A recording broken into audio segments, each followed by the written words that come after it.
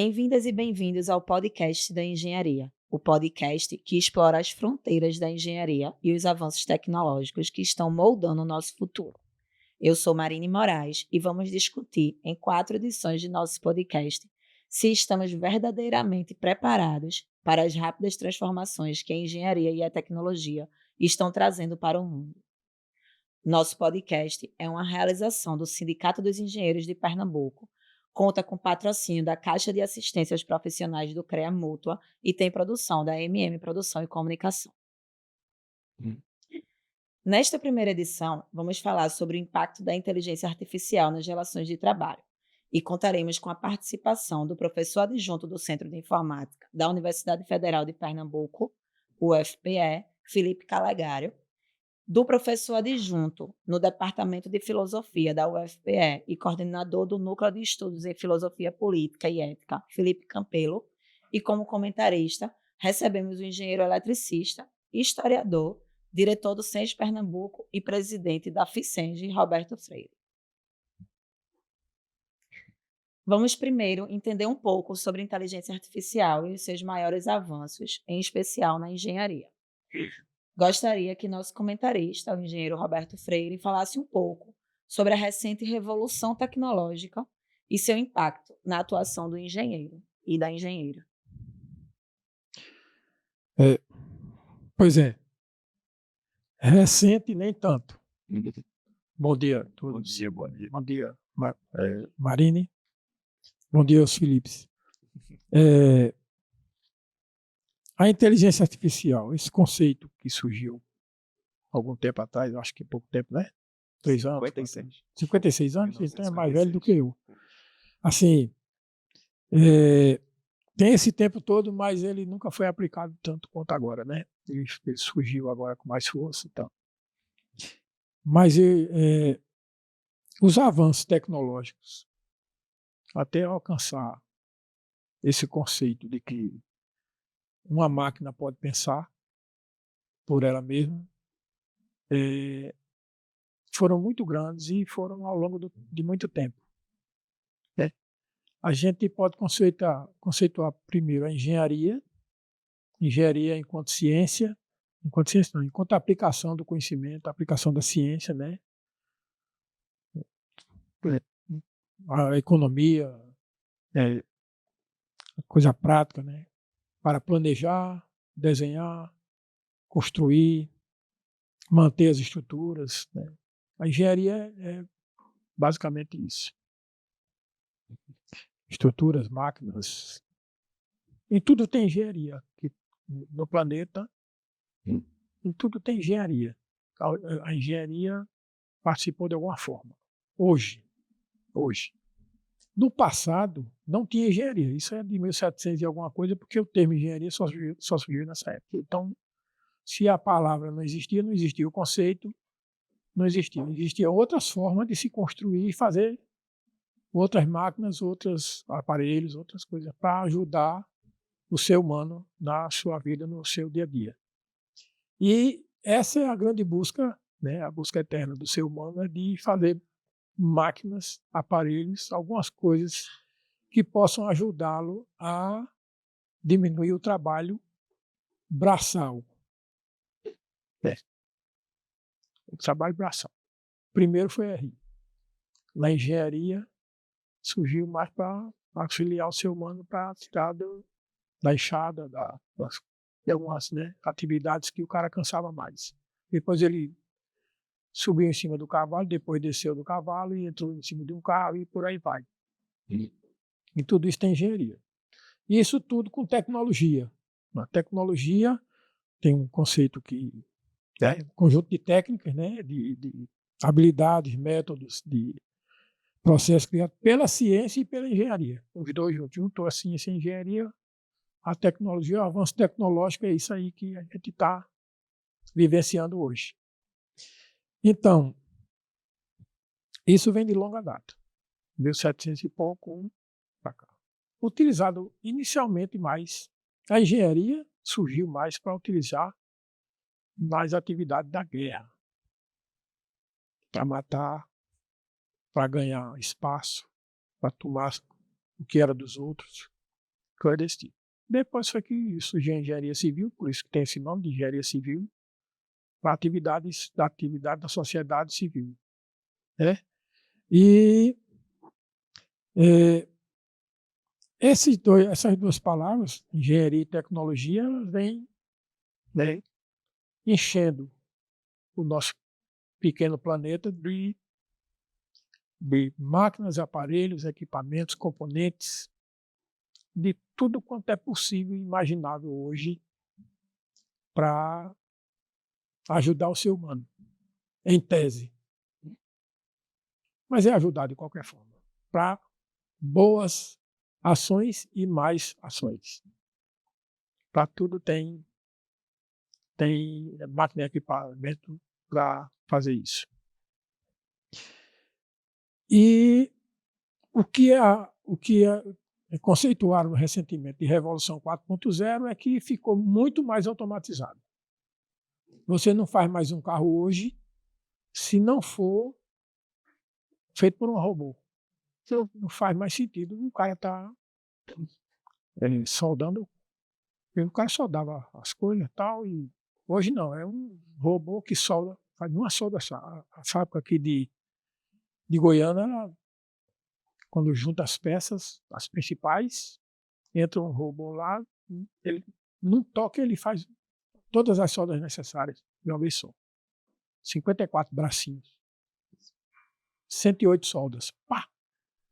De uma vez só. Quer dizer, isso é a Revolução 4.0. E surgiu também outras palavras falando de internet das coisas, que a gente se utiliza para tudo, né? Eu ligo meu carro no celular, para ele ir esfriando enquanto eu chego lá. Né? Inteligência artificial é essa mais recente agora, que todo mundo está com medo, achando que é o fim do mundo, que é bicho-papão e outras coisas mais. Eu tive medo de bicho-papão quando era menino, mas dessa inteligência artificial não tenho, não. Mas que tudo isso que aconteceu, tudo isso, que até chegar aqui, tirou emprego, tirou trabalho, tirou convivência, tirou alguma coisa.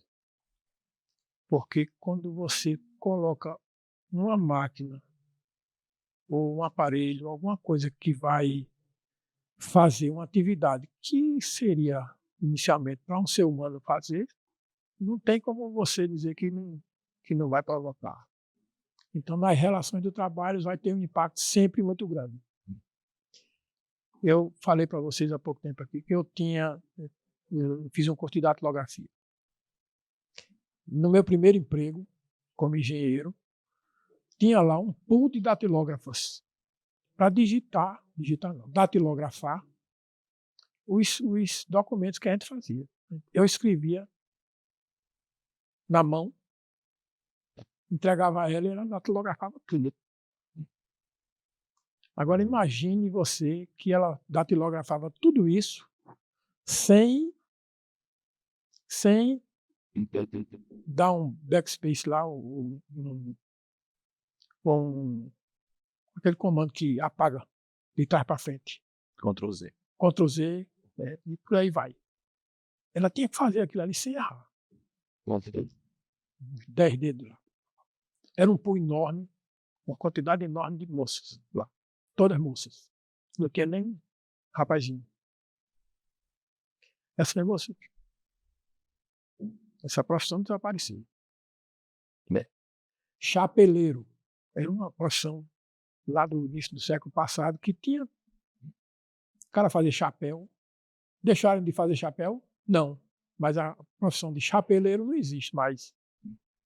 Quer dizer, tudo que se inventou de tecnologia com a ajuda da ciência e da engenharia gerou algum tipo de desemprego, criaram-se outros. As pessoas têm que sobreviver, têm que trabalhar. A gente vive no mundo capitalista, é o mundo do trabalho.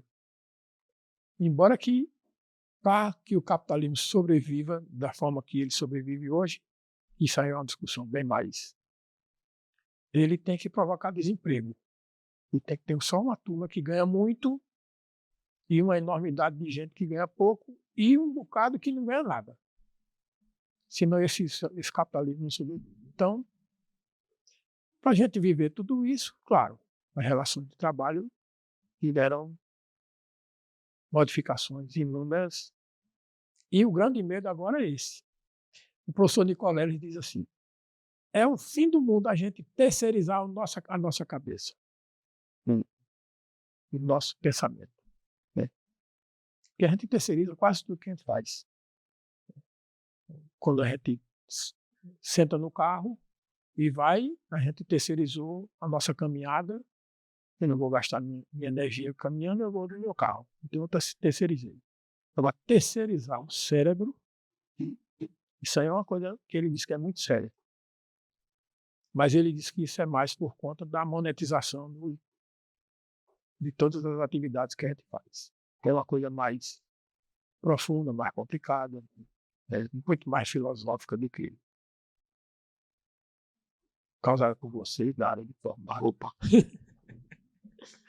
E causada por mim, e causada pela engenharia e pela ciência. A ciência está à disposição, está aí, todo mundo quer descobrir coisas. Ô, Roberto, você falou sobre terceirizar a cabeça, né? E aí a gente estava conversando hoje sobre terceirizar a emoção, que a gente hoje tem o ChatGPT e eu fiz um experimento esses dias de entrar lá e botar assim um poema de amor sobre um amor no Carnaval de Olinda, em sonetos. E aí veio um poema maravilhoso que eu posso. E aí, música, tá? Letra de música. E aí a gente sempre disse que as máquinas, elas não sentem, né? Que as máquinas não sentem. Uma coisa que as máquinas não poderiam tirar do ser humano era a emoção. Mas, e aí? O ChatGPT tá emocionado. Está emocionado e eu acho que tira. Continuo achando que o ChatGPT não tem emoção. A gente tem um viés de querer antropomorfizar as coisas e talvez o que a gente esteja vendo é um eco de coisas que já foram escritas. Ele funciona de forma regressiva, certo? Ele olha para trás e tenta fazer. Se a gente se emocionou, e aí no caso, se tu se emocionou com o soneto, se emocionou com um monte de humano que já escreveu, vários seres humanos já escreveram sonetos. Esses sonetos foram processados pela máquina e a máquina está simplesmente encadeando palavras. Então você está se emocionando com o ser humano. A máquina não adicionou nada ali. Ela simplesmente está recombinando. E aí, recombinar também é criar? Se é criar, então a gente também tá se emocionando ali. Mas tem componente humano ali dentro. Do nada, aquilo ali não ia acontecer, sabe? Não ia emergir esse tipo de coisa. E aí tem essa coisa da gente achar que, por exemplo, o ChatGPT tem alguma personalidade ali. Ele funciona de um jeito muito simples.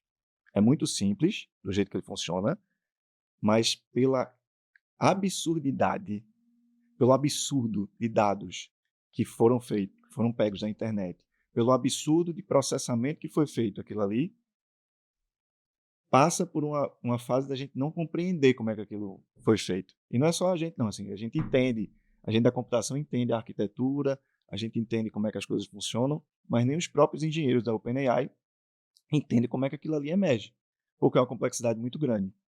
Então, existe uma relação um pouco experimental, inclusive, a gente está tratando com um alienígena. A gente criou esse alienígena, a gente está conversando com esse alienígena, a gente está, de alguma forma, experimentando o que é que ele sai dele. Mas ele é simples. Ele pega um conjunto de texto, calcula qual a probabilidade da próxima palavra e ele bota a próxima palavra. A gente acha, tem a impressão que aquilo ali tem algum tipo de originalidade e tal, porque a gente não tem a capacidade cognitiva da gente de entender a complexidade da combinação de todas as palavras. É um tanto complexa para a gente, certo? Para a gente compreender isso aí. Então a gente, eita, que texto lindo! Foi ele que escreveu. Não podemos negar que podemos passar adiante esse texto, né? Então, Pode, assim, substitui a nossa criatividade. substitui a nossa criatividade. Então a nossa criatividade está muito abaixo no nível. se a gente considerar que é uma saída criativa. E olha, eu trabalho, minha área de pesquisa é criatividade computacional. Então, eu estou sempre nesse questionamento se o que é criativo, né? O que é que a gente define como criatividade? Tem várias definições e tal. Tem uma que é bem local, é uma coisa pessoal, que eu acho massa, e é massa a gente achar isso aí. Tem outra que é uma coisa meio histórica, o que é que a criatividade impacta nos processos criativos da gente, né? Do mundo. O que é que Einstein, engenharia, tecnologia e tudo mais, o que é que vai impactando. Mas eu ainda sou muito reticente para dizer, eu sou resistente a dizer que, de alguma forma, e olha que eu estou experimentando massivamente com poesia, tem uns alunos que estão fazendo escansão, que é a separação de sílaba e de tônicas, né, poéticas, vai apresentar agora dia 20 e dia 22 num seminário lá no Centro de Informática. E a gente está experimentando coisa. Ainda é muito difícil sair alguma coisa original. Ele vai sempre para os clichês. E o clichê é bom também, certo? Para alguns tipos de situação. Para um soneto no carnaval e tal, é uma coisa impactante. E de alguma forma impacta as pessoas e de alguma forma, subjetivamente, a gente incorpora aquilo ali como uma coisa criativa. Mas eu ainda acho que não é da máquina, é do humano, de toda a massividade de dados que ele processou, entendeu? Ele por si só, a máquina por si só, acho que ainda pode enganar a gente. Não sente ainda não, né? Não acho que sinta, porque não sente feito a gente. Mas tudo que a máquina faz, ela faz sob um comando de humano. Temos Tudo. tem uma certa agência, uma certa autonomia na máquina. Hoje a discussão é essa, quem se responsabiliza por isso, né? Hoje tomadas de decisão são feitas pelas máquinas, mas quem é que toma conta daquilo ali? Se é feito a milhares de mãos, assim, quem é Mas que... ela obedece a comandos. A máquina obedece a comandos. Do mesmo jeito que eu obedeço a comandos. Você também obedece a comandos. Alguém disse para você como você deve fazer a maioria das coisas que você faz. A maioria das coisas automáticas você faz automático porque... A gente vai para uma discussão de livre-arbítrio aí que aí essa ajuda Pois é. a Felipe Mas assim, a gente trabalha sob comandos. E as máquinas, mais do que a gente, ela não faz nada de livre e espontânea vontade. Ela faz o que é sob comando. livre e espontânea vontade também. Também. O que é? E aí vamos deixar Vamos deixar tudo para Felipe. Levanta a bola e Felipe bate aí. Essa tá boa. Mas assim, a gente brincava muito quando eu trabalhava lá na engenharia, que a gente passava alguma tarefa para um estagiário ou alguém, uma graduação não, uma experiência menor, para fazer uma determinada tarefa, aí ele vinha com uma solução bem, olha, na engenharia nada se cria, tudo se copia. Era assim. Para não errar, você tem que fazer daquela forma. Se você vai calcular um curto-circuito de um raio caindo, qualquer fórmula que você utilizar, o resultado tem que ser o mesmo. Então, né, porque é física, não tem como ser diferente. Então, a engenharia se utiliza de física, de química, de processos. Não tem como ser diferente. Então, a máquina só vai fazer o que foi determinado para ela fazer. Não vai fazer mais do que isso. Agora, a quantidade de informações que ela tem lá faz com que ela faça alguma coisa que você não imaginava que ela fizesse. Uma combinação diferente. Combinação diferente. Isso. Vou jogar a bola aqui para Felipe Campelo agora. E aí, Felipe, tantos avanços da inteligência artificial, ChatGPT e tudo isso que a gente está falando. Para você, a sociedade está preparada para essas mudanças todas, para absorver essas mudanças?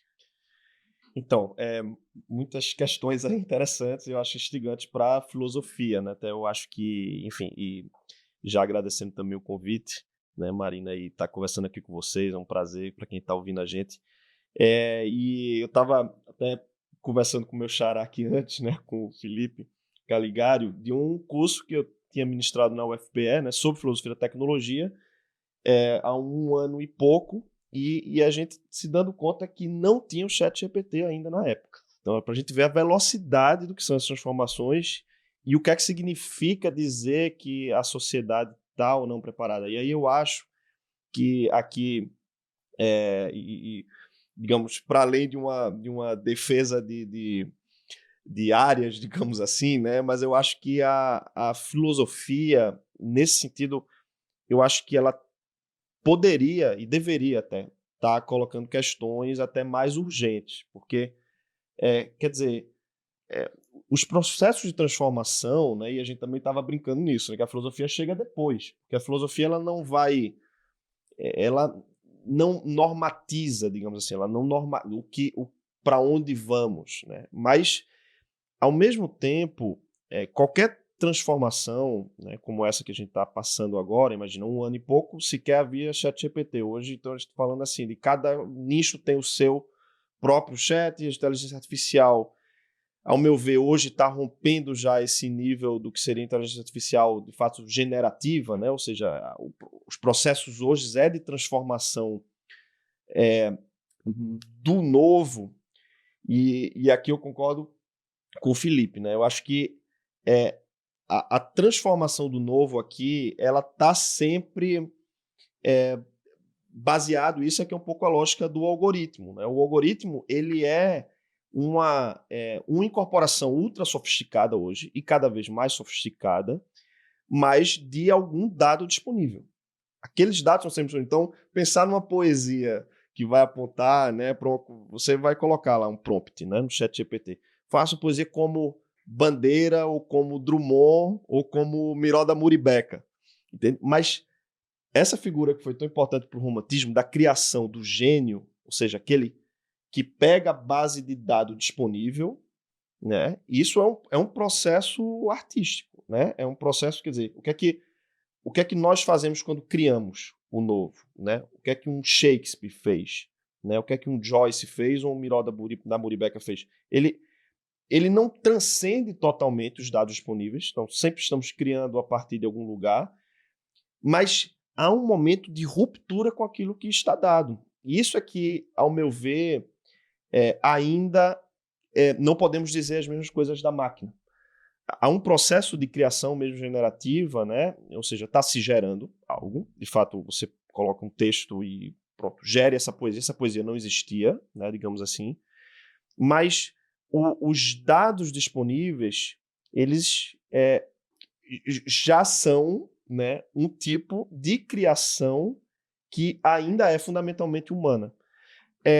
E aqui não é à toa que a gente tem todo esse debate, por exemplo, de racismo algorítmico, né? Ou seja, de que, e eu acho isso também um debate ético importante, é que há uma reprodução de injustiças, se quisermos, ou de bias, né, de vieses, que também reproduzem aquilo que está dado socialmente. Então, aquilo que vai ser criado não vai simplesmente superar. Hoje tem um grande debate, até Elon Musk estava ironizando, né, um pouco as criações de uma das inteligências artificiais do Google, né, porque agora seria e aí veja a lógica dele, né, agora está usando um racismo reverso, porque é uma tendência agora de pegar personagens que foram brancos e transformando mais negros.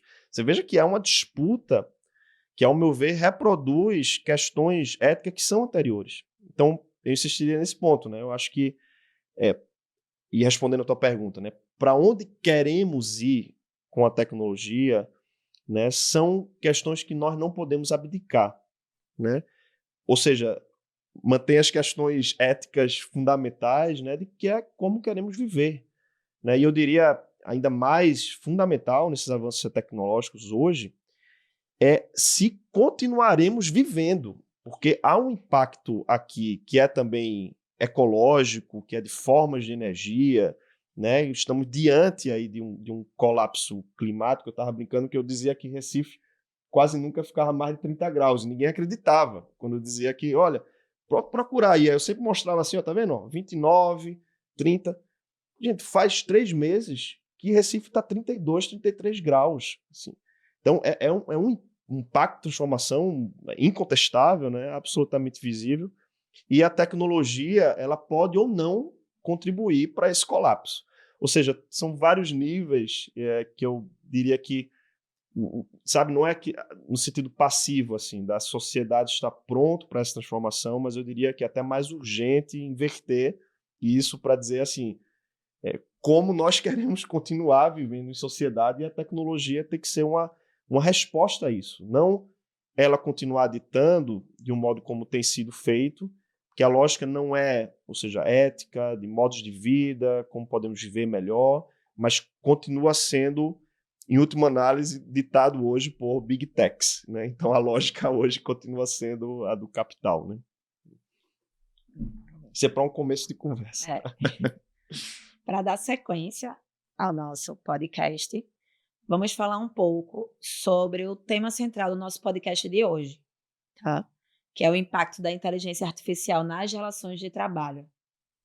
Há uma visível mudança das relações de trabalho neste novo mundo.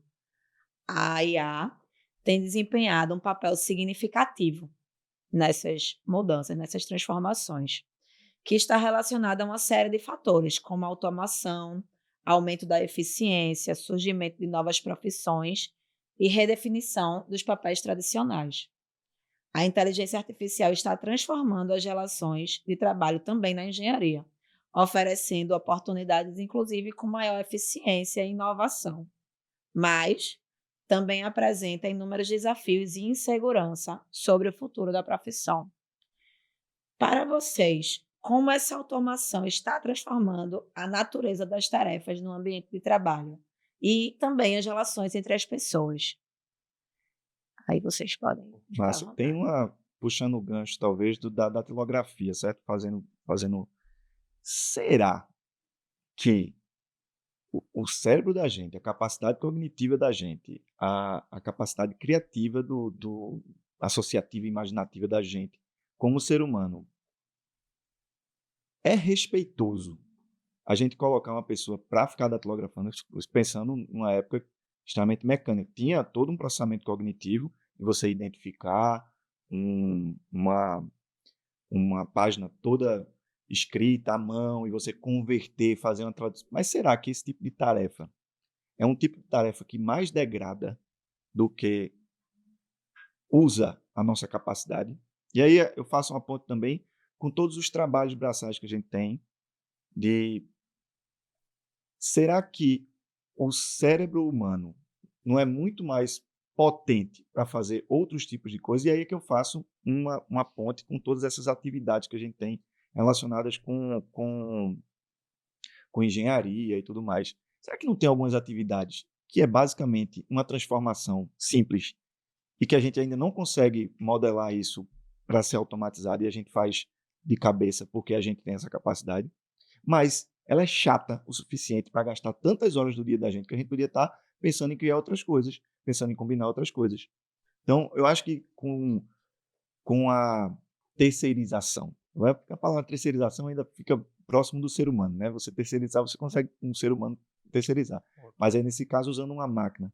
Será que não seria massa a gente chegar num ponto de dizer: eu não vou mais fazer tarefas automáticas que degradam minha capacidade cognitiva aqui. Eu quero só trabalhar com coisas que me instiguem aqui. Então, vou deixar tudo que é chato, vou automatizar tudo que é chato e vou fazer só o que eu gosto de fazer. E aí tem Tudo um que exemplo. é chato.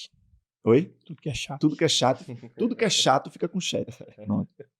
E aí tem teve uma discussão lá no Rio de Janeiro, eu estava com o Jordano Cabral, que eu sou lá do Centro de Informática também, está fazendo pós-doc lá em Stanford. Ele, na apresentação dele, ele fala muito de geração de música, né? Geração de composições musicais e de formação de novas composições e tal. E aí uma reflexão muito massa que ele fez foi o seguinte: será que eu vou tirar o prazer que eu tenho de fazer uma melodia e vou entregar isso para a máquina? Não é melhor entregar para a máquina uma coisa chata que eu não gosto, que, por exemplo, é procurar plágio. Eu faço uma melodia e digo, vou procurar se tem alguma coisa aqui que remete ou que pode ter algum problema de infringimento de direitos autorais, até porque, como o cérebro da gente combina coisas que a gente já ouviu, pode ser que um pedaço da melodia seja um resquício de alguma memória que a gente tenha. É um saco fazer isso. Porque você fica na base de dados lá, você fica olhando, você fica não sei o quê. Entrega isso para a máquina. te dá mais tempo para fazer mais música. Então a gente pode talvez pensar como uma libertação, só que a gente tem um preço a pagar, certo? A forma como a gente se organiza hoje tem muita tarefa que dá emprego e dá trabalho para coisas automáticas, certo? Então, o que quebra, talvez, é essa velocidade que a gente comentando aqui, 1 ano e meio, é uma coisa, uma era, né? 1 ano e meio atrás não tinha ChatGPT. 1 ano e meio, 1 ano e 8 meses atrás não tinha ChatGPT. Depois do ChatGPT, ficou esse alvoroço todo. Então, se a gente, nessa velocidade, começa a impactar também quem está trabalhando com coisas automáticas que vão ser automatizadas, a gente tem um desequilíbrio aí. É uma velocidade muito grande e essa pessoa que está acostumada a fazer coisas automáticas não tem a mesma velocidade de se formar para novos empregos, novos cargos de trabalho. Então a gente tem um desequilíbrio aí. Meu papel, e aí talvez seja uma enxugar-gelo ou alguma coisa do tipo assim, um Don Quixote da vida, mas vamos acelerar, então, essa forma de usar as coisas, vamos experimentar mais, é isso que eu faço nas disciplinas lá do Centro de Informática, nos seminários que eu organizo e tudo mais. Ó, desmistifica que é só coisa de engenharia ou de computação, esse uso aqui. Transforma num pedaço de um bloco que tu consegue brincar aqui com Lego, tu vai fazer o teu próprio aqui. Então, é muito com essa vontade de acelerar esse processo, diminuir o vão entre o que dá para ser usado e o que a gente quer realmente usar com os nossos problemas. Então, na velocidade, a gente essa coisa vai ser impactada de alguma forma. E tem uma frase bem interessante que veio, inclusive, de uma reflexão de médicos que trabalham com radiologia. Foi um artigo sobre reflexão sobre o uso de inteligência artificial na análise de radiológicas, né? Tipo aquelas imagens assim. Disse assim: não é a inteligência artificial que vai substituir esses médicos que fazem análise. Não. A primeira onda vai ser os médicos que sabem usar a inteligência artificial é que vão se destacando mais, sabe? Então, eu vejo isso é uma ideia muito interessante para pensar como ferramenta. Bora se apropriar dessas ferramentas, em vez de colocar como se fosse uma entidade maléfica fora do seu espaço aí. Mas eu estou falando demais, eu queria escutar mais um pouco. Felipe. Eu estava lembrando aqui, né, do um teste proposto pelo criador, né, conhecido como criador da computação, Alan Turing, né, que ele criou esse teste de Turing, que eu acho muito interessante, assim, porque basicamente o teste olha, se a gente tiver em dúvida se algo é criar, ou se a gente pode dizer assim, a máquina, ela age como um ser humano, ou seja, se ela pensa, né, ou seja, tem um tipo de inteligência aqui que a gente pode constatar como sendo, né, análoga ao humano. Tem um teste muito simples, quer dizer o seguinte: olha, vamos colocar um ser humano, uma pessoa, diante de uma máquina, e se ela conseguir nos confundir, ou seja, se nós não conseguimos agora entender se o que está sendo produzido, por exemplo, no caso de uma poesia, né, ou, enfim, isso vale para qualquer forma de criação e de produtos, assim, se foi feito por um humano ou uma máquina, quando a gente não sabe mais, se ela enganar um ser humano, então eles, olha, então aqui a gente pode dizer que ela passou por humano, ela passou no teste, porque ela não basta enganar a máquina. Hoje a gente tem desafios ainda maiores, por exemplo, com deepfake, há uma discussão, assim, porque, ao meu ver, isso foi uma forma de avanço tecnológico muito rápido. Hoje nós temos formas de produção, de criação, por exemplo, de imagens ou de texto muito sofisticadas que enganam e a gente não consegue mais. Então tem um debate sobre se nós vamos ter que recorrer à máquina para identificar se é ou não deepfake, porque agora e aí a deepfake vai, por sua vez, querer enganar a máquina e fica uma disputa assim entre máquinas hoje, né? Não é mais uma disputa entre humanos. Então você vai ter que sofisticar cada vez mais a máquina, ainda mais nos impactos que isso tem, né, no debate, enfim, de produção de imagens, né, enfim, esse debate sobre deep nude, né, o debate político, né, implicação em campanhas, etc. Então é algo que é urgente se pensar nisso. Eu acho interessante porque o próprio conceito de inteligência artificial, para a gente pensar assim, que medida isso vai substituir o humano, né? No alemão é até mais claro, né? Porque o artificial é künstlich e vem muito claro a relação com arte, que às vezes a gente perde um pouco, né? Quando a gente fala artificial, a gente vê que é a mesma raiz, né? De arte, que no alemão vem de können, que é poder. Então, é um exercício de criação, né? Então, eu acho mais que o artificial ele não é aquilo que não é humano, sabe? Tem mais a ver com um processo de criação como o humano faz, como o humano cria. Então, o Können tem um pouco essa ideia de que o arte vem, inclusive, do ars, né? Vem do grego techne, que é uma técnica específica. Então, artificial é algo que é próprio da tecnologia, como o Roberto está falando. É um processo de transformação da natureza, né? E em que medida podemos criar. Eu penso que, então, o impacto que isso tem, né, para as formas que temos de trabalho hoje, que é um pouco como o Edson diz, não é só trabalhos que vão ser esgotados, assim, é trabalhos novos que se criam, ou, veja, se eu não tenho mais função como professor, porque meus alunos agora vão sempre no chat GPT ou em alguma coisa, eu acho que eu que tenho que me reinventar como professor. Não é uma questão assim de, tudo, né, mas vão ter profissões que vão ser substituídas, como o datilógrafo, sei lá, o ascensorista, que também, né, é uma profissão que... Então, mas outras profissões vão ter que se adaptar e se readequar. Eu penso que, inclusive, uma das questões de impacto disso, mais importante, é uma velha questão, aliás, que é como vamos distribuir essa riqueza. É um problema, então, assim, que se tem menos... se necessitamos de menos trabalhadores, empregados, pessoas que vão estar fazendo aquele trabalho que deve ser da máquina, e eu não tenho nenhum, digamos assim, especismo da minha parte, assim, de dizer assim, que a máquina não deve substituir o humano. Eu não sou tão, sabe, fatalista ou especista assim, de achar que o ser humano... Porque eu acho que isso é inevitável. Eu acho que se vão ter profissões que vão ser substituídas pela máquina, quer dizer, o problema não é esse, de dizer, a máquina não vai poder fazer, sabe, isso.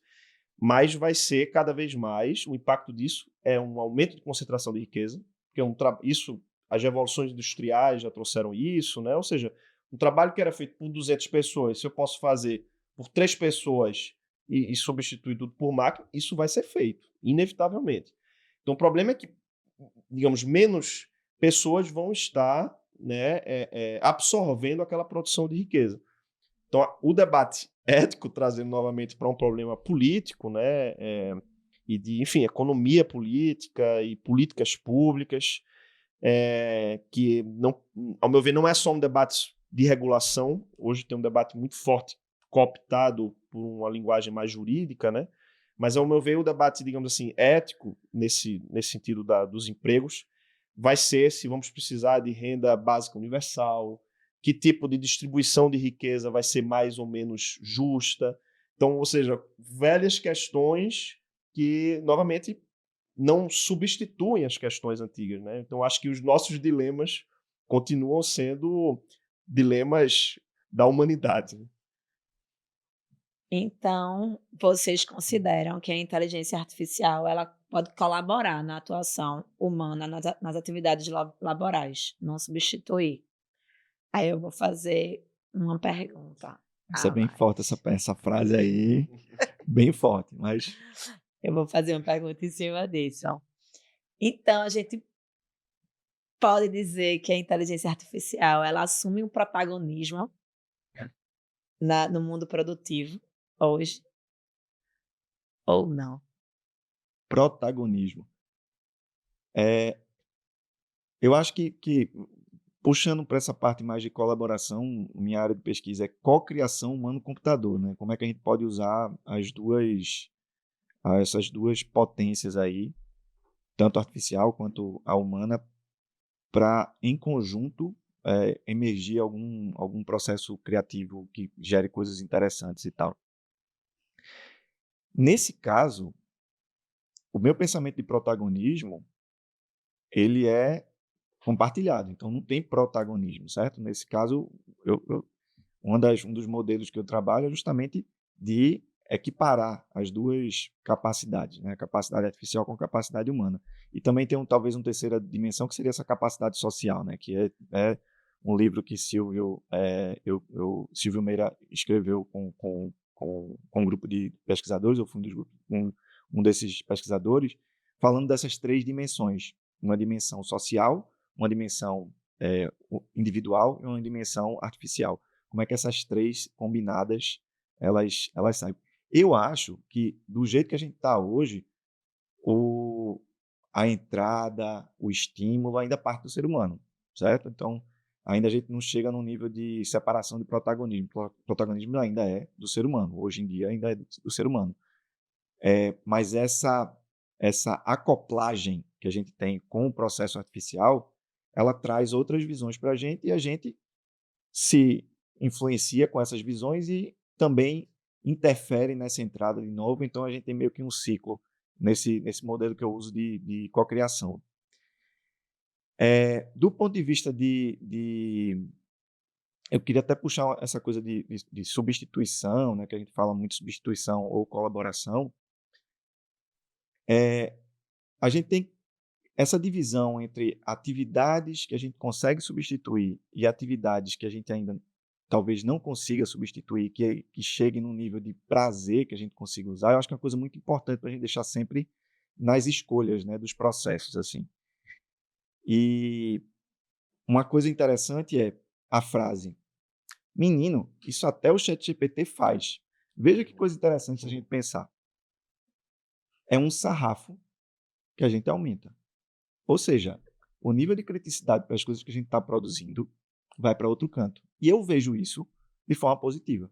De alguma forma, aquilo está sendo puxado, está estimulando a gente. Olha lá, ChatGPT já faz isso, velho. Então vamos. E eu fico muito empolgado para ver o que é que acontece. Por quê? A gente já teve história disso com a criação, por exemplo, que vem lá da câmara escura, depois a fotografia, tudo eu sempre tenho um problema para falar. Daguerreotipo é uma máquina. Daguerreótipo, pronto, isso aí. É uma máquina que, pô, você aperta dá um clique e o negócio faz a imagem para você. Foi século XIX ali, certo? Teve um impacto absurdo. Eu estou falando da máquina fotográfica só para deixar claro, certo? Que a máquina fotográfica impactou negativamente os retratistas, certo? Mas e o boom que deu, principalmente nas artes visuais, no modernismo, cubismo, tudo isso, que libertou os artistas para... Não preciso mais ficar preocupado com a realidade aqui, querer representar a realidade no ultra-realismo, não sei o quê. Eu posso experimentar outras coisas. Primeiro impacto. Segundo impacto, criou-se uma nova forma de expressão. Fotografia. Eu tiro minha fotografia com o meu celular. Nunca vai ser igual aos fotógrafos profissionais. Tem uma sensibilidade, tem um olhar, criou-se outra forma de expressão. E aí o terceiro impacto, cinema. Se não fosse fotografia, não ia ter cinema. E a gente tem outro tipo de expressão. Então entenda, esse sarrafo, quando o sarrafo sobe, vai puxando um monte de coisa ao redor, que eu fico muito empolgado para ver o que é que tem. Então eu tiro um pouco dessa visão negativista de que a gente vai estar numa distopia, todo mundo desempregado, não sei o quê. Não, vamos criar outras coisas. A gente vai começar a criar outras linguagens, vai começar a criar outras coisas. Naturalmente as coisas vão acontecer. Minha preocupação é com a velocidade só. Está muito rápido. Eu não consigo entender às vezes. Eu estava estudando, né? Foi impressionante no meio da aula, dando aula de criatividade computacional, Word Embedding, não sei o quê. Aí um dos alunos pegou: professor, vê o que foi lançado aqui. Aí era aquele OpenAI Sora, que é o de texto para vídeo, com um nível absurdo de perfeição ali e tal. Não é aberto ao público ainda, mas a gente não conseguiu testar na hora. A gente simplesmente pausou a aula, suspendeu o que a gente estava vendo. Vamos analisar isso aqui agora, porque o que está aqui quente. O que é que dá para fazer com isso? Olha isso aqui, olha isso aqui, olha isso aqui. Olha os erros que tem aqui também. Um homem andando na esteira. Aí tá meio que correndo atrás, a esteira tá vindo pro lado de cá. Vê o nível ainda de tosquice que tem aqui no entendimento físico das coisas. O que é que isso pode trazer? Eita, vai impactar Hollywood. Massa que impacta em Hollywood. Massa que vem outras coisas também pra gente combinar e tal. Vai ter mais gente experimentando. Hoje em dia, para fazer um filme, a gente sabe muito bem que tem todo um conjunto de limitações. Né? Limitações não, na verdade, de necessidades. Né? De luz, e se a gente fizer contexto? Quantas pessoas vão experimentar mais também? Outras formas de contar a história, outras formas da gente se deleitar. Essa é uma visão mais positiva assim, do futuro. Roberto Freire, queria lhe escutar também sobre esse mesmo assunto. Sobre esse mesmo assunto. Assim,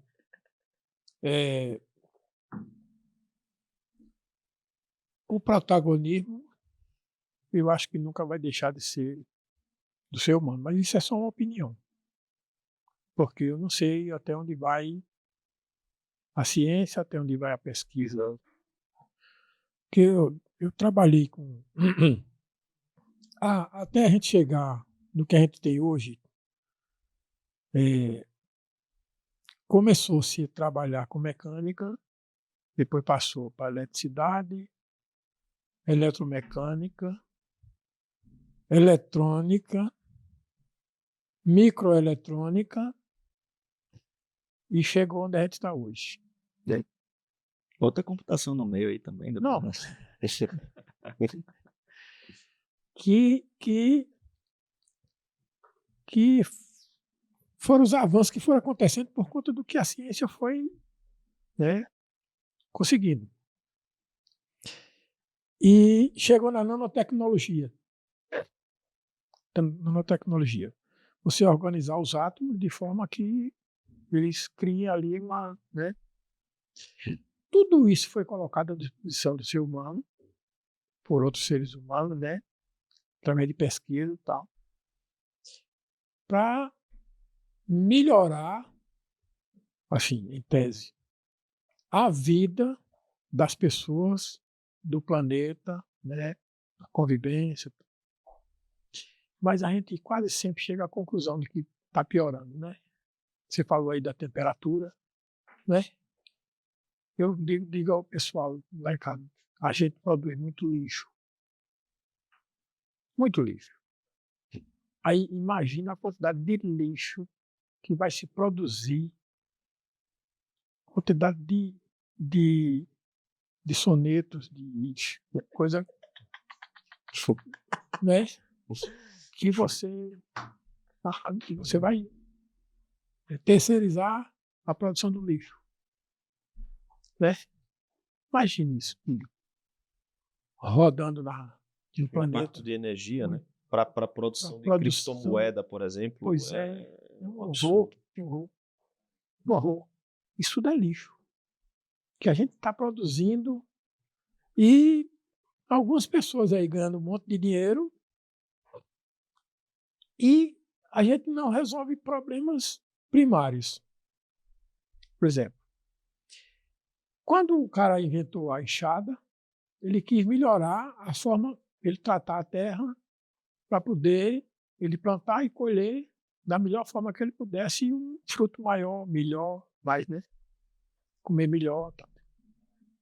Depois aí vieram as máquinas. Hoje as máquinas estão lá. Você vê um Globo Rural de domingo de manhã, estão lá as máquinas fazendo quase tudo só. A pessoa entra lá, sobe lá na máquina, tem joystick, tem umas coisas lá, um painel, e ele vai clicando nas coisas lá, tá, e a máquina vai lá fazendo. A produção é muito maior, a produção é muito melhor, utiliza alguns mecanismos para fazer com que isso seja maior e melhor, e vai se produzir muito mais produtos para satisfazer as necessidades das pessoas. Isso não é bom? É. Mas o cara que estava lá com a enxada, ele ficou sem trabalho. Isso é ruim? É. Porque aquele ser humano que fazia aquele tipo de trabalho, ele não vai alcançar nunca esse nível tecnológico que a gente imagina que ele pode se reciclar. Você e você vão. Você diz que se o professor for substituído, você vai arranjar uma outra forma de ser professor. De alguma forma, todo mundo é professor. Mas, e você vai achar um outro chat, um aplicativo, alguma coisa que transforme, que faça com que você tenha capacidade de trabalhar, de fazer as coisas, de fazer com que as pessoas que estão ao seu redor também façam. Mas a desigualdade no mundo não é assim. Não é assim. Aí, quando você provoca desemprego, você está condenando as datilógrafas. Tiveram que achar uma nova forma de trabalhar. As datilógrafas acharam as formas de trabalhar.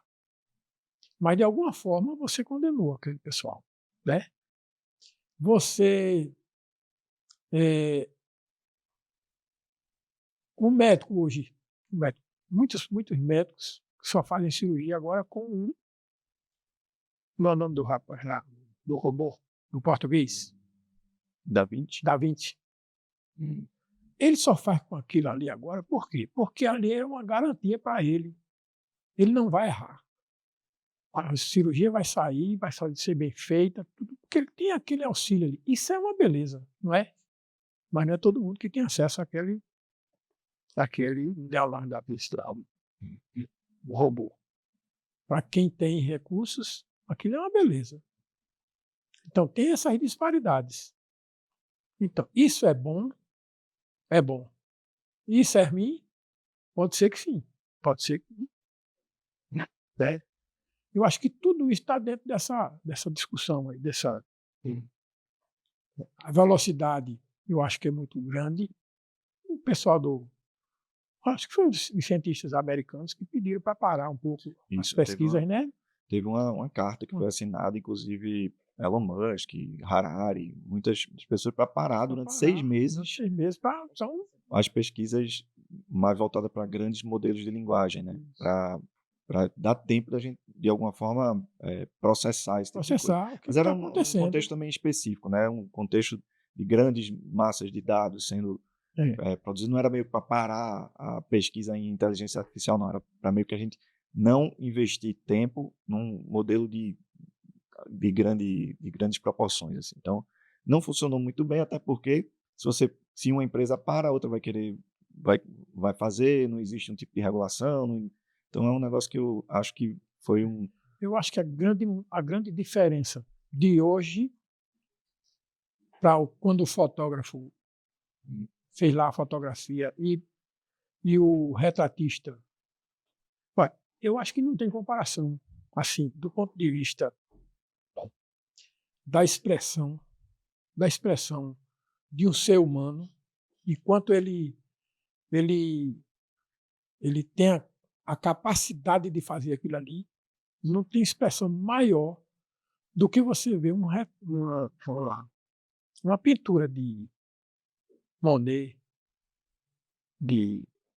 daquelas pinturas clássicas, que você olha e como é que o cara conseguiu fazer aquilo? Não tem máquina fotográfica que capta aquilo. Mas Monet já foi influenciado também pelo aparecimento da máquina fotográfica, ele se liberta dessa representação realista, né? Ele vai experimentar outras coisas também. Pois é, mas assim, não tem máquina fotográfica que capte. Porque ele adicionou coisa dele ali. Ele adicionou coisa dele, que ele pensou. Ele disse, não, isso aqui vai ficar melhor assim. E fica. A expressão que você está vendo ali fica muito melhor. Né? Não tem como resolver isso. Eu acho que o grande problema na época que ele conseguiu fazer isso, com agora, é a velocidade. Esse é que é o grande problema, que eu acho que vai ter que se resolver isso. É a velocidade. Por quê? Num período de 10 anos que eu trabalhei com engenharia, fazendo engenharia mesmo, trabalhando com projetos, com acompanhamento da implantação dos projetos que eu fiz, tal, assim. Eu trabalhei com vários equipamentos em mudanças. Aí fazia retrofit, mudava o equipamento, fazia outro retrofit, mudava de novo. E hoje, eu acompanho ainda com os amigos que eu tenho, mudaram novamente. E hoje você acompanha lá o sistema elétrico brasileiro, você acompanha nos computadores, não é mais Automático, inclusive. está tudo automatizado, está tudo automatizado, tudo decidido do que vai ser feito. Se acontecer um problema assim, assado, está tudo lá pronto. Isso aí não tem como você dizer que não, mas aí precisa manter o cara sentado ali, o cara vai ficar sentado ali sem fazer nada todo. Mas ele se responsabiliza. Mas ali, ele certo? mas tem um que é responsável. Isso, exatamente. Porque o cara que Acho que elaborou. esse ponto, inclusive, para a discussão da gente de inteligência artificial, de automação e tal, é muito importante.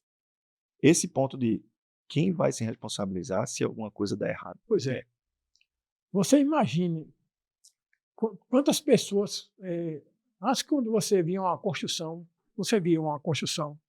na rua, o cara estava construindo um prédio, você via uma multidão de pessoas. E tinha gente à vontade lá trabalhando. Gente com carrinho de mão para lá, para cá. Era uma multidão. Hoje, o que é que a gente tem? Hoje a gente tem fábrica de prédios. Lá em Garaçu tem uma fábrica, TIA.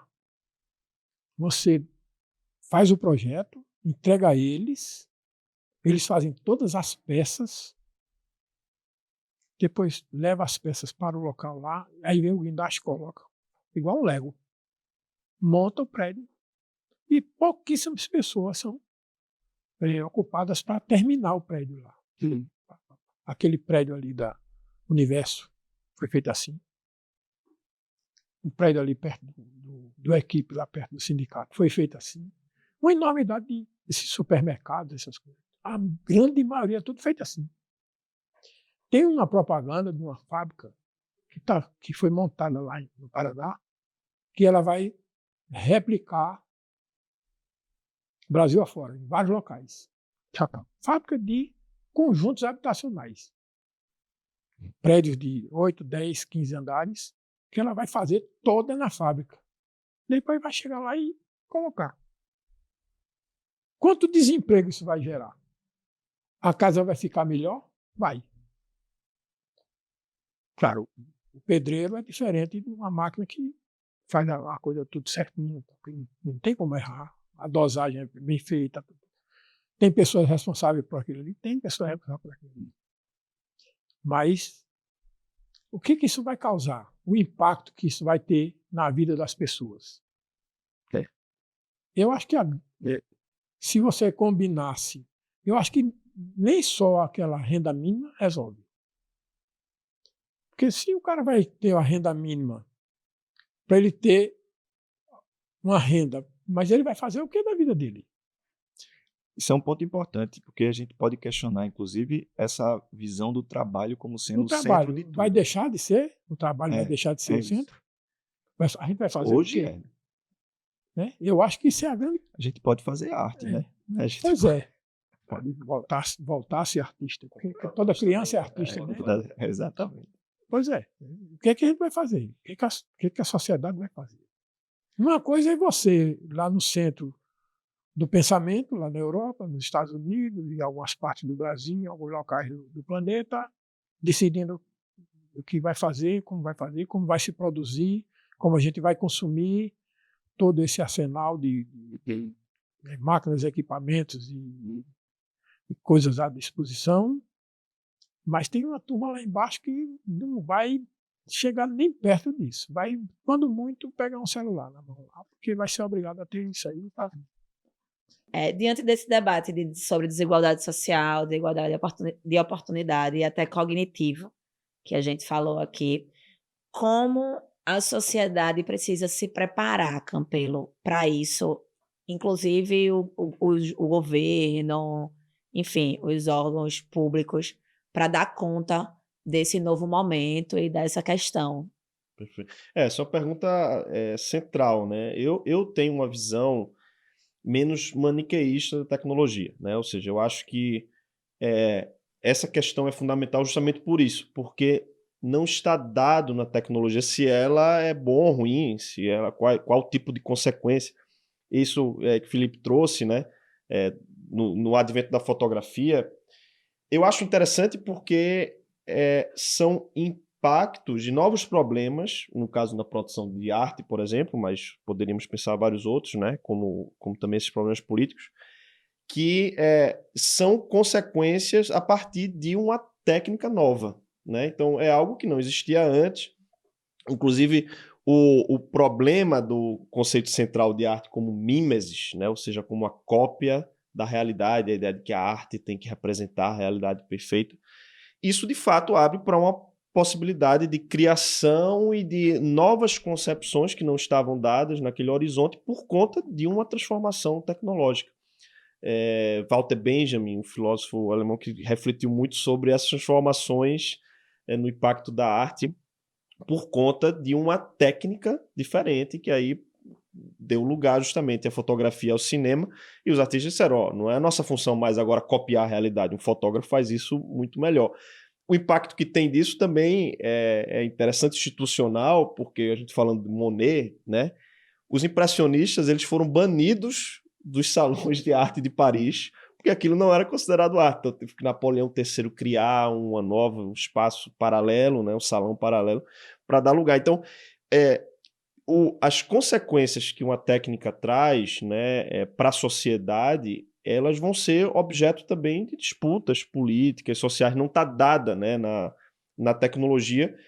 E isso, eu penso que também, assim, quando a gente fala, né, tecnologia, o problema, e eu tenho pensado nisso, né, que a gente pode refletir sobre outras formas de pensar a tecnologia, né, outras formas de inclusão tecnológica. Como disse, o impacto que isso ia ter para, por exemplo, alguém que está trabalhando ali, né, ou alguém que não tem acesso ao DaVinci, né, como é um problema de democratização, né? O problema eu penso que essas questões que eu acho que quando a gente pensa assim, o impacto que isso vai ter, podemos, né, a princípio, assim, supor que estamos vivendo numa sociedade justa e que o impacto da tecnologia vai prejudicar, mas eu insistiria nesse ponto, né, que podemos pensar a tecnologia como também contribuindo para reverter problemas que já estão dados na sociedade hoje. Então, o problema de acesso a emprego ou desigualdade de renda não é algo que é consequência agora de um processo de transformação tecnológica. É um problema que temos que enfrentar, né, como política, como Estado, né? Então, eu diria que aquilo que podemos pensar como modelos de tecnologia, para além do que está, sei lá, dado, por exemplo, tecnologias de quilombo, tecnologias ameríndias, você resolver problemas na forma de lidar com a natureza é instigar também um processo de criatividade para além das noções que temos, né, de tecnologias que estão, digamos assim, reféns de big techs. Então eu acho, insistindo nesse ponto, né, que o impacto é sempre político porque justamente traz um esforço, né, de pensar novas formas de resolver problemas que já estavam dados. Um filósofo que era muito estranho a esse debate, talvez assim, né, que é Marx, ele pensava a tecnologia como uma forma de trazer uma emancipação pela técnica. Veja como então, assim, aquilo que o Felipe estava dizendo. Em vez de eu estar o meu dia inteiro, né, ocupado com trabalhos que eventualmente eu posso terceirizar, né, isso pode me deixar com tempo livre, sei lá, para aprender violão. E eu não ia ter aquele tempo se eu estou trabalhando, né, naquela lógica do trabalho como aquilo que vai ocupar todo o meu tempo. Se eu tenho a possibilidade, então, de emancipar pela técnica, isso não é necessariamente algo ruim. Então, eu acho que o debate continua sendo justamente com o impacto que isso traz, né, e como podemos pensar modelos que são mais justos, mais democráticos e mais inclusivos. Né? É um debate de concepção, né? Isso. Porque se esse trabalhador ele consegue usar a técnica para ajudar ele a fazer um trabalho mais rápido, no mundo capitalista que a gente vive, ele não vai aprender a tocar violão, ele vai fazer mais, produzir mais, para gerar mais lucro para outras Esse é o problema, é pessoas. quando a tecnologia ela vai ser sempre mantendo nessa mesma lógica. E aí eu né? entendo Então, quando... que significa trabalhar mais. Isso. Né? Eu entendo quando você fala assim que é uma questão de concepção. Não é uma questão O problema não é a tecnologia, né? O problema é a concepção de quem está gerindo e criando e dando conta do sistema. Porque é isso, assim, o trabalhador vai trabalhar 5 vezes mais. Se ele tem... Quanto mais tempo livre ele tem, mais trabalho ele vai ser ocupado. E isso é uma questão problemática. Eu acho que é o grande problema. Esse é que é o grande problema, que a gente devia se livrar desse problema, que é querer sempre mais e mais rápido. Se a gente conseguisse se livrar disso, tirar essa rapidez da organização da sua vida, a gente já ia resolver muita coisa. Porque eu acho que o problema da gente é a rapidez. Fazer melhor, beleza. Fazer com mais qualidade, uma coisa mais bem feita, mais devagar. Por que não mais devagar, né? E por que tem que ganhar mais dinheiro? Para que ganhar mais Para dinheiro? que ganhar mais dinheiro? Para gastar mais rápido? Para consumir mais? Isso são as coisas que são as principais da nossa discussão. Do mundo hoje, é isso. Primeiro é que conseguiram monetizar tudo. Até o seu pensamento. Isso é um problema muito sério. Por isso que é o problema estrutural, né? Que a lógica como a tecnologia é pensada, né? Ela é feita para ampliar a esfera do consumo, né? Ampliar a esfera do trabalho como produção de riqueza. Então, é uma lógica que não é o problema da tecnologia. A tecnologia de Quilombo, eu trouxe isso para contrapor isso, não está pensando, né, em você criar processos tecnológicos, né, com aquela finalidade. Por isso que a questão é anterior, o que é que queremos com tudo isso, né? Essa questão de consumo é um negócio interessante, porque tem 2 exemplos, assim, bem emblemáticos, né? Essa discussão da privatização da água, por exemplo. Quando você tem mais consumo de água, quer dizer que vai impactar o crescimento econômico, não sei o quê, mas será que é o que a gente quer, assim? A outra coisa talvez seja interessante a gente ter muito mais fumantes, muito mais pessoas obesas e tal, porque vai gerar mais, vai gastar mais com serviço de saúde, e a gente quer aumentar esse serviço de saúde para poder impactar o crescimento econômico. Se a gente define o crescimento econômico como uma função de avaliação, só ela, a gente vai ter um monte de aberrações assim acontecendo. A gente quer que tenha mais fumantes, que tenha mais pessoas com a saúde debilitada. Não, né? A gente quer qualidade de vida.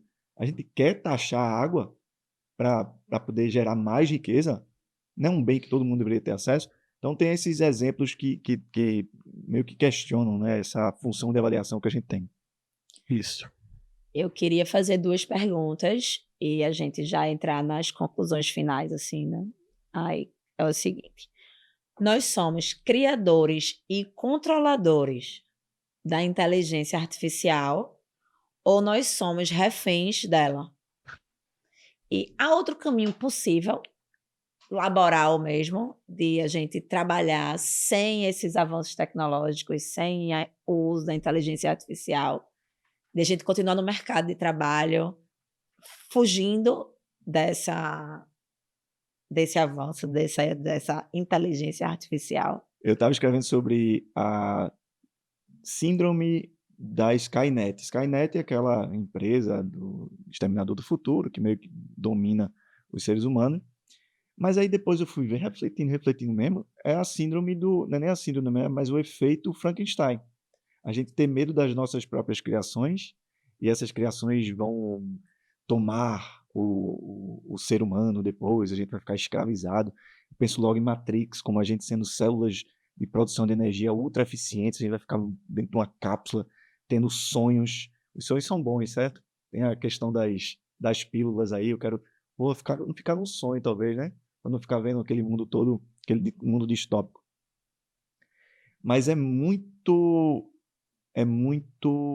um viés negativista, talvez, que a gente olhar para esse lugar da dominação. A ficção científica é recheada, Eu, Robô, tem 2001, Odisseia no Espaço, o próprio Dalí tirando onda de 2001, né, pegando todas as referências dessa ficção científica, eu acho que dá para ser um pouquinho mais do caminho do meio aí, certo? Eu acho que a gente pode delegar algumas coisas para a IA com muita responsabilidade e responsabilização também. Eu acho que hoje a gente ainda está do lado do criador e controlador. Eu acho que hoje talvez daqui a um tempo a gente vai ter que refletir como é que a gente vai decidir. Tem vários dilemas. Um carro autônomo vai matar uma senhorinha, só tem duas opções. 2 crianças ou vai matar a senhorinha que está dirigindo. Dilema do bonde, né? Do bonde. O bonde está vindo, você tem a opção de puxar a alavanca para o trilho e ir para um canto e para o outro. Você vai fazer o quê? Vou deixar isso para os filósofos resolverem, me ajudam depois, a gente implementa lá na... Mas a coisa é muito mais complexa, certo, do que isso. Então, eu estou muito mais num caminho do meio. Tem outras coisas muito interessantes também. Aí, Harari, não sei se vocês, né, estão por dentro dos artigos que ele escreveu sobre inteligência artificial. Muito antes de uma máquina controlar a gente, no sentido de escravização mesmo, de físico, né, de restringir nossa liberdade e tudo mais, a gente pode ter um lugar de cooptação emocional, certo? Não precisa uma máquina existir para tomar para ela mesmo agir fisicamente no mundo.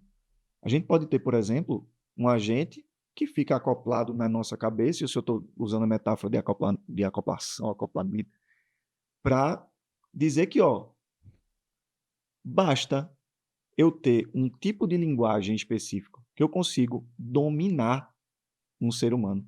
A gente vê, tem um monte de gente que acredita nas fake news que vem de WhatsApp. A gente é muito vulnerável a alguns tipos de vieses.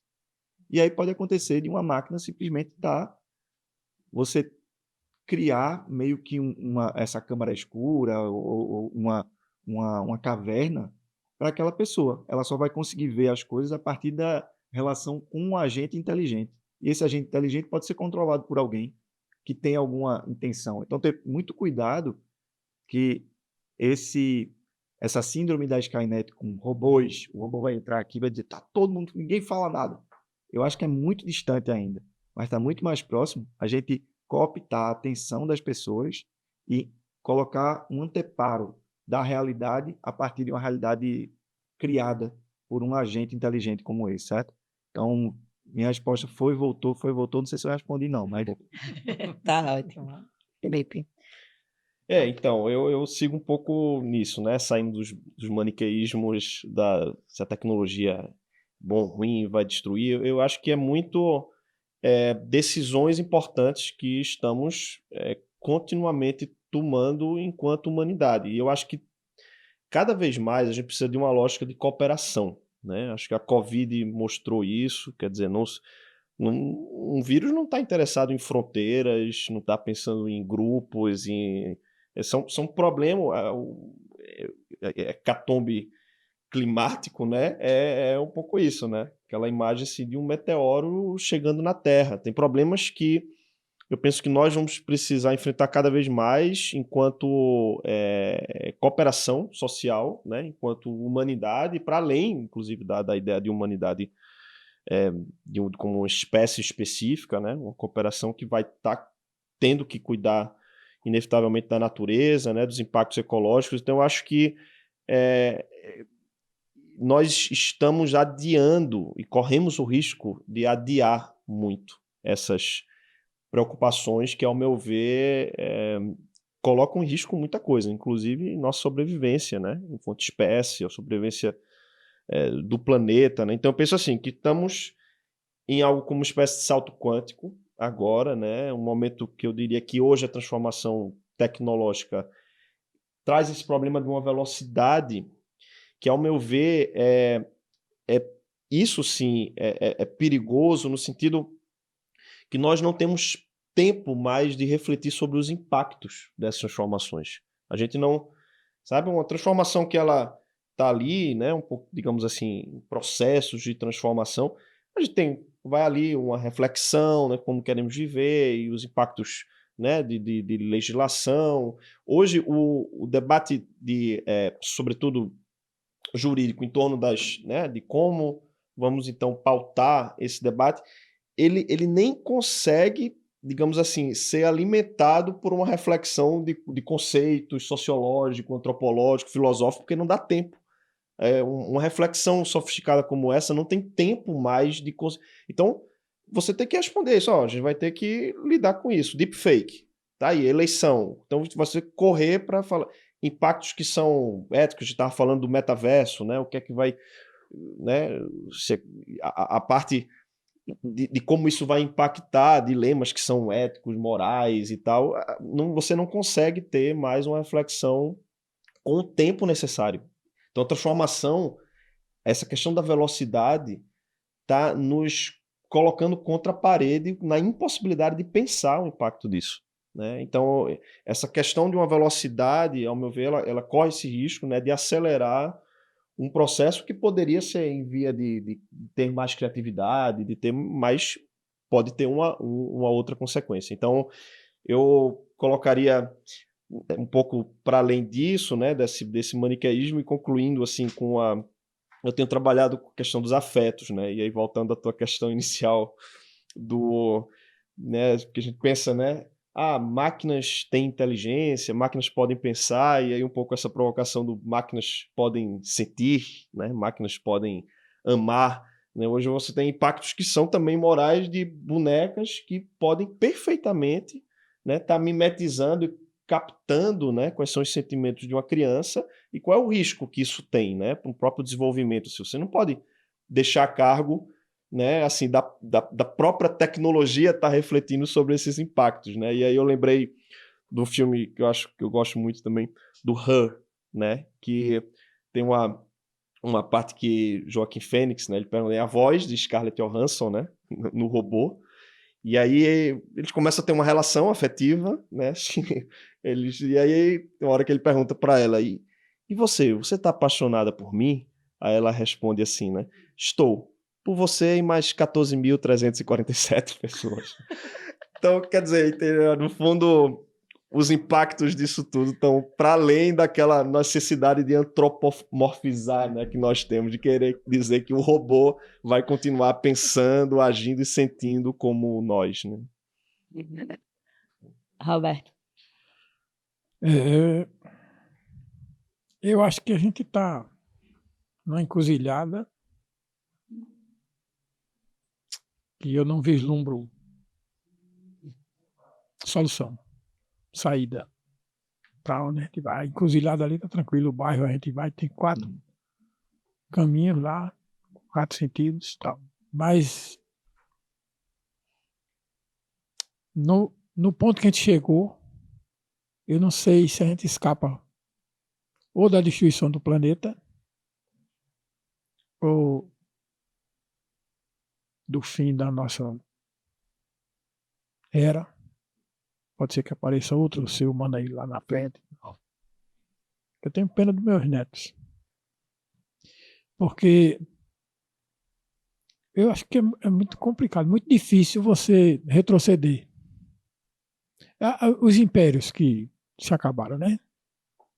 Império Romano, acabaram mais ou menos. Tá ali os registros deles lá. Império Romano, Império Grego, o Egito Antigo, por aí e tal. Os chineses lá, antes ainda. Todos esses tiveram algum fim porque se esgotaram. Agora, a gente está numa situação que agora é planetária. É diferente dos impérios que se esgotaram. E a gente chegou num nível de automação, de utilização da natureza, de